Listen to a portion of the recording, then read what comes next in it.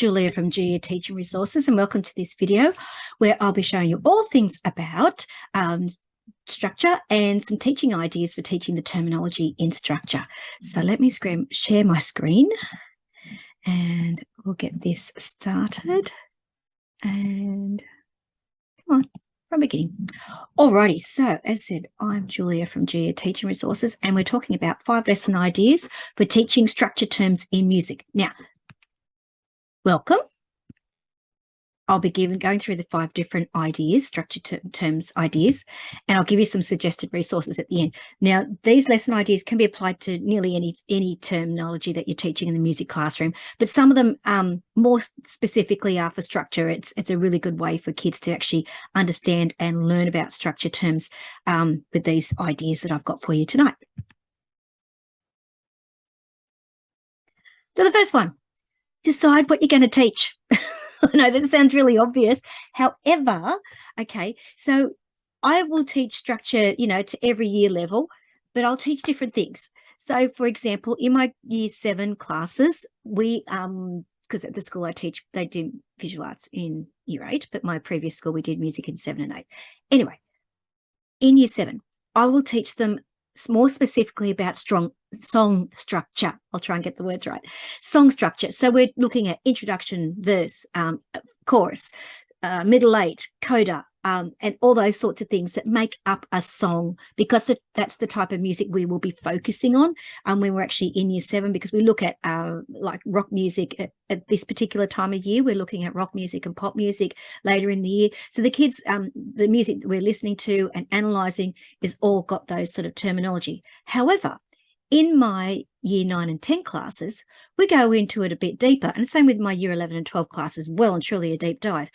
But we look at broader and more details about in different types of structure terms. So we will look at binary, monothematic, theme and variations, strophic, 3 composed, rondo, whatever it happens to be. We will look at them all, alrighty, and we'll teach them at all those different levels. But that's my older grades. Okay, so my younger grades, we're teaching this. My older grades, I teach this. And then when I get to the year 11 and 12 grades, we're teaching it all. Okay, so it's just stepping it out. So decide what you're going to be teaching them, and then that makes a big difference about what you do with the rest of the other things that you're going to do and some of the ideas that I've got for you. Second thing is have students play the music that is written in different types of structures. Okay, now, again, with my year 9s and 10s, when we're teaching structure, or I'm teaching structure, which I'm doing at the moment, that's why we're doing this now. Anyway, the thing is, what we are looking at is playing things. So I will get them onto the xylophones. They go, "Oh, Miss, really, do we have to?" And I'll say, "Yes, we do." Okay, and there's method to my madness. And so we'll play a couple of different really simple songs. So it might be Hot Cross Buns, it might be Baby Shark, it might be Twinkle Twinkle Little Star, or Mary Had Little Lamb, just simple little songs. The reason being is I'll say, okay, we're going to play a monothematic one. So a monothematic structure would be, we're going to play the same theme over and over and over and over again. And they go, "Oh yeah, okay, we get it." So it might be that different parts, different, it might be the I'm just thinking my soprano or the glockenspiels actually play it, and then maybe my soprano xylophones, and then maybe the bass xylophones, and then maybe my alto xylophones, and maybe all together, but they're all playing the same thing, so they understand what monothematic is. But then if we go to binary, I might pair, say, Hot Cross Buns with Baby Shark. Okay, 3 notes, both of them, and we play one, then we play the other, finish, that's it. And they go, "Oh." And then you could also elaborate on that with binary, as in A, A, B, B, and play Hot Cross Buns, Baby Shark, Baby Shark. And they get the idea that it's 2 musical ideas. And then if we're going to extend on that, and we're going to look at, say, maybe rondo form, you've got A, B, A, C, A. So A, Hot Cross Buns, B might be your Baby Shark, back to Hot Cross Buns, then maybe Mary Had a Little Lamb, and then back to Hot Cross Buns. So again, they can see the different musical ideas. It won't sound great. That doesn't matter. The fact is they're playing it. Okay, now you could obviously find different things. Now, Twinkle Twinkle Little Star is a great one for ternary, because within that tiny little piece of music, it's got the A, the B, and then the A section. And it's very easy for them to hear the different parts in that music. Okay, so again, get the kids to play it. All right, or if you are teaching different types of music, maybe you're teaching band, maybe you're teaching orchestra or something like that.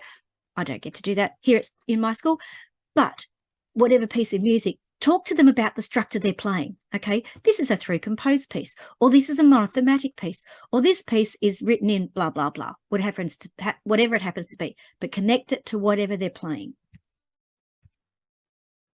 Third one, listen widely. Okay, listen widely. Now, in this particular resource, which I've just put in my store, so as of yesterday, so if you're listening in this in real time, and this is end of July 2022, I've just put in this structure one for the junior grades. Now I've got another one like this. I've got lots of them, but this is for the concepts of music. Now both the concepts of music and the elements of music structure, okay, both of them have in there, in terms of wide variety and making things easy for you, a suggested song list. Okay, and then there's suggested songs to do, and also links for you to click and play. Now it's in this one as well as the elements of music one, but it gives you a good variety of things.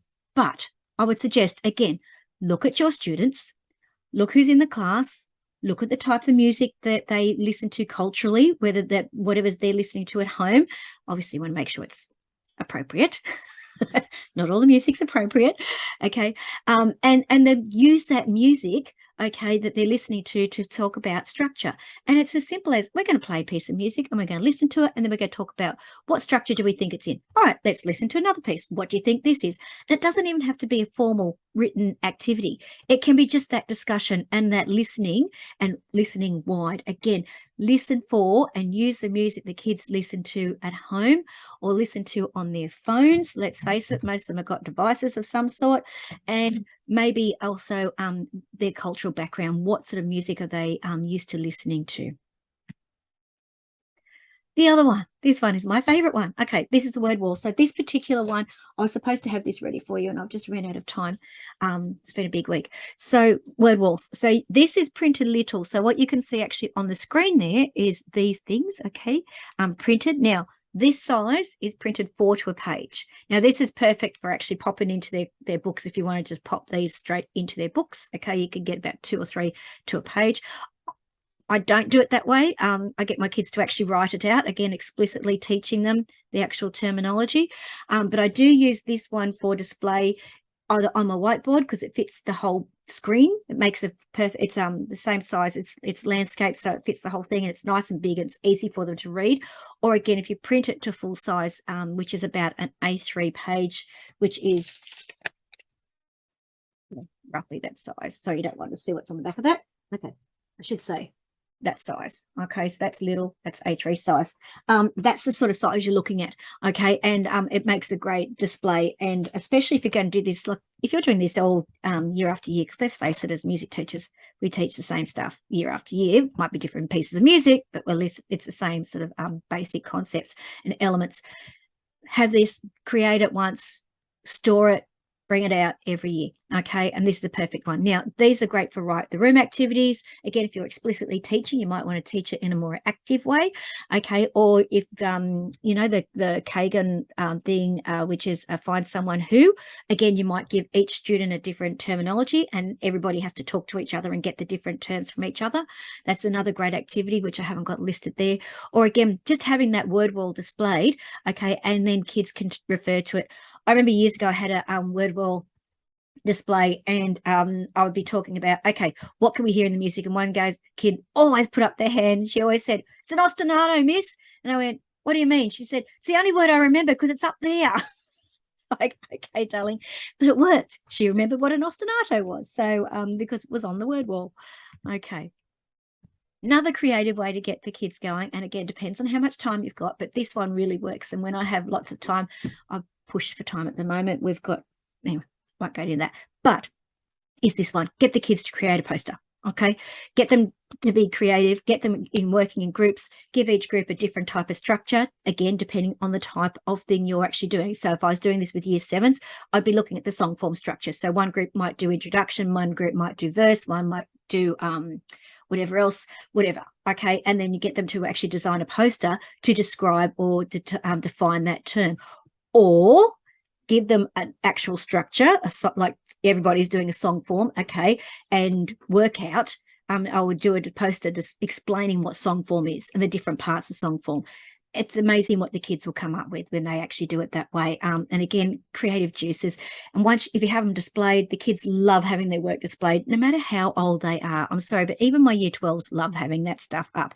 Not that we have that sort of stuff up very much with them, but they still like having it on the wall. Okay, but let me make this easy for you. Obviously, you want to know what sort of resources you can use so that you can make this easy and use those lesson ideas in your classroom. So one of the things that I like to use is that Elements of Music terms. These, I said, these ones. You can actually buy it in a bundle. If you're watching this in real time, I said there's a TPT sale coming up very soon. So if not, while you're watching this, it might be happening right now. But get yourself the bundle where it's got the 8 elements of music. Now, these are fantastic. I use them all the time. Every time I teach a different concept, different element of music, I use these. Okay, it is, and that's part of the reason why I created them, because I needed them and I use them, and they're fantastic year after year. Okay, you'll just use them. So it's all those sorts of things. Again, you can print them small, you can print them big, depending on what you want to use them in the classroom, or don't print them at all, just have them for digital display. Next one is your structure and music listening worksheets. Again, this particular resource is fantastic for older students. I would suggest, like, we're talking, middle school to what I call grade 10, 7 to 10, because for me that's high school.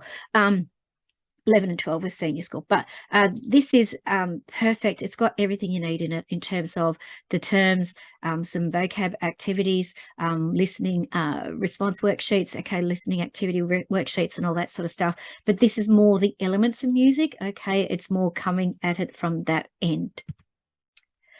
These, again, this is your structure term cards. You know how much I love myself a game. Okay, but if you're looking at, I said I literally was doing this one yesterday. So this is the structure particular one. Now in this one, this is the concepts of music. Please don't get them confused. The concepts of music, it actually has it on the thing, but I actually have included all the term cards in here. Sorry for you. So here you go. You can see the term cards printed there, but I would print these onto different colored piece of paper, and I generally do them for use them for games. Now they're fantastic for memory games, as in cut them out differently, as in the definition and the term separate, do it that way and all upside down and play the game. Or you can have do a matching game doing that, or you could just have it as a term on one side and the definition on the other. That is another way to use them. These cards can be used in so many different ways, again, for listening activities, all sorts of wonderful things. I love them. The other thing is this particular one, which is the structure in music, the concepts of music one. Okay, but this is best suited, and it was written for grades 9 and 10. Of course, you could use it for younger years and older years, depending on what you're teaching and the ability level of your kids. But this is actually the best one for more suited for 9 and 10. But as I said, depending on your school and what you might want to extend some of your kids. But this has got everything you need for junior school, whereas the writing about music, concepts of music, is in even more detail than this. Okay, this is really for grades 9 and 10. So if you want to grab yourself something and save yourself a bundle, okay, grab a bundle. Okay, the music listening mega bundle. Now this has got 43 resources in it. So we're talking, you could see there on that particular page, there's all the elements of music definition worksheets. Again, that's another way you could do it. But if you want more hands-on, there's the term cards, there's the the listening worksheets, you name it, it's in it. 43 resources. But also there's the bundle of the concepts of music one, which is again new in my store. This is the actual whole book. If you're going to print it out as in one thing, that's how much it is. But these are all the books there. Okay, separate books. Okay, that's one way to do it. As I said, there's a store, a sale coming up if you're watching this in real time. And or if you're not, there's always TPT sales. There's about 4 a year. These are expensive, but they're a lifelong tool. Once you've bought them, you don't have to buy them again. Like seriously, you will use them for years and years and years and years and years. I do. I have. If you want any more resources, please pop over to my Teachers Pay Teacher store, which is called Julia Teaching Resources. Okay, go and have a search, go and look for it. If you'd like a free copy of the Elements of Music mind maps, now I will just show you one of them in here. Now, this is the Concepts of Music mind maps, but it's the same sort of thing. See. Okay, so this one's the Concepts of Music. So this is not the free one, but you do get free ones that look like that. Okay, so that's for the free ones. If you want to go grab those, the Elements of Music one is using that link there, which is juliajulia.com/free mind maps. If you prefer the Concepts of Music, please go to Master the Concepts of Music over at Julia Teachable, and you'll find it there. It's free to get in. You can grab it easy peasy. And again, if you want any more information about the Elements of Music, you go to my blog at juliajulia.com, or if you want the Concepts of Music, there is information on that as well. And thank you so much for watching. So let me just stop share. And as I said, I am Julia from Julia Teaching Resources, and I thank you so much for watching. As I said, 5 lesson ideas for teaching structure in your music classroom. I hope you've got something out of it. Please, if you have, put something in the comments below. And until next time, happy teaching. Bye.